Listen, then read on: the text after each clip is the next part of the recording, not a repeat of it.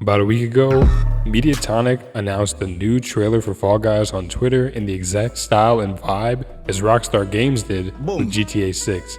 A lot of video game franchises were doing this, and this was pretty funny to watch, but everybody was speculating whether or not it was mobile, or maybe it was going to be ranked, but instead, they have dropped the Power Party update, which brings the first ever power-up to creative mode. I mean, it's alright, like, overrated is. Now, this is actually pretty exciting. I'm not going to be one of those people who's just saying, who cares, unvault the old levels or whatever. I'm here to analyze the new power-up and explain how it feels for me to play. I played a little bit with it, and I'm going to try to explain how it feels for me. Now, I'm going to make a separate video talking about the 7th Fame Pass, Fall Jam, and the new roadmap, but in this video, I just wanted to highlight the new Beanball power-up and my very first experience with it. Let's go. Easiest way to try the new power-up is to hop into this new show. It's called Bouncy Bean Time, and it's a 3-round max show utilizing the power-up in every single round. And something to know, if you're playing on PC and you're using a controller, you will not have the power-up binded to anything. And I found this out the hard way as I just dive into nothing here.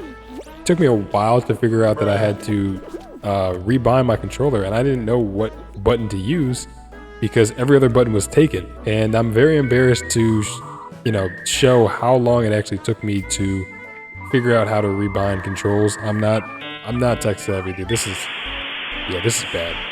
But I ended up binding it to R1. It made the most sense for me, but once I got that all figured out, it was time to actually try the power-up. And I gotta say, this is one of the most unique things that Fall Guys has ever done. This thing feels completely different.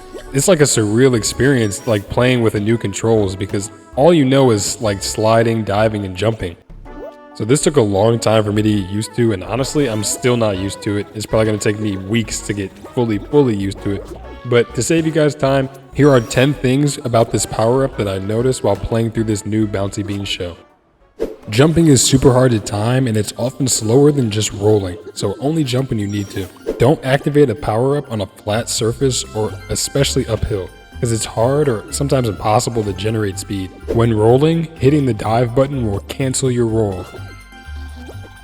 You have way more control over your lateral movement, like your side-to-side movement, than you do over your acceleration and deceleration, so keep that in mind. Speed arches and other narrow gaps or platforms may be hard to roll through because you're going to be bouncing so much. You're going to bounce on everything, so just keep that in mind too.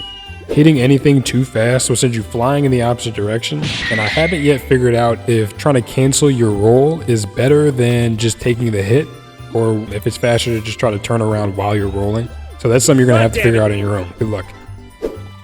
Timing your roll with fans, boxing gloves, and other obstacles is damn near impossible to do. And it might not always be worth it. You might want to cancel your dive and just jump on the fans or the boxing gloves normally. Or maybe you can get good enough to, hit them in succession. But for me, it was just easier for me to just jump up on these fans like this. Rolling through speed arches while using conveyors is actually slower than just running through them normally, because the conveyors will slow your momentum down ever so slightly on the edges of them. And I found that out the hard way. GG to 3dix on Twitch.